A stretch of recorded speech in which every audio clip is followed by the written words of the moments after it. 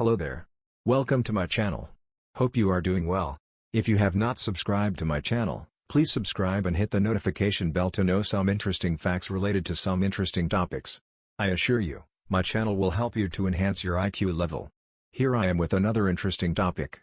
The topic for discussion today is how needle came into existence. Well, the needle may be termed as a tool that is very essential to our day-to-day life. Had there been no needle, the clothes that we wear today would not have existed. The needle is at our service for the past thousands of years.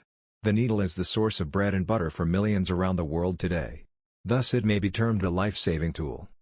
Though there is no definite information about who invented the needle, we can be certain that in the early stages of human civilization, when humans covered its body with leaves and bark of trees, they would have felt the necessity of the needle to stitch the leaves and barks they wore. And thus they would have made needle-like things out of bones, wood, thorns, etc. to stitch the attire they wore.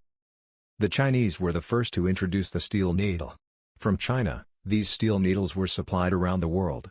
And with time, after China, Germany started manufacturing needles in the 14th century.